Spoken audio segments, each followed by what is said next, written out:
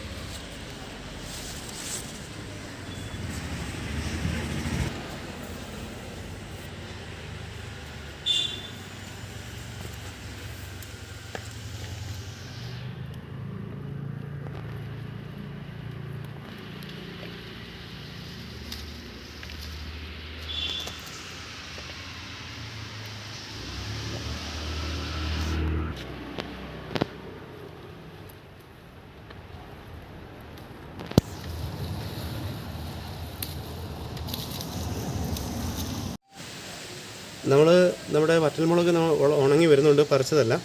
ഇപ്പം നമ്മൾ കളക്ട് ചെയ്ത് ഇത്രത്തോളം മാത്രമേ ആയിട്ടുള്ളൂ. അപ്പോൾ ഇനിയും പറിക്കാനായിട്ട് കുറേ നിൽക്കുന്നുണ്ട്. നിങ്ങൾ ശ്രദ്ധിച്ചാലറിയാം, ചിലതൊക്കെ കേടായിട്ടുണ്ട്. കേടുപോലെ കരിഞ്ഞ് കറുത്ത കളറായിട്ടുണ്ട്. അതിന് കാരണം നന്നായിട്ട് പഴുക്കാതെ നമ്മളിത് പറിച്ച് ഉണക്കിയാൽ പച്ചയുള്ള ഭാഗം ഇങ്ങനെ കേടായിട്ട് പോകും. അതുകൊണ്ട് നമ്മൾ ഉണക്കാനായിട്ട് പറിക്കുമ്പോൾ ഈ കാര്യം ശ്രദ്ധിക്കും. എന്നാൽ നന്നായിട്ട് പഴുത്തത് അതിനൊന്നും കേട് വന്നിട്ടില്ല, നന്നായിട്ടിരിപ്പുണ്ട്. അപ്പോൾ അതുകൊണ്ട് ആ കാര്യം നമ്മൾ പഴുത്ത് ഉണക്കാനായിട്ട് പറിക്കുമ്പോൾ ശ്രദ്ധിക്കുക.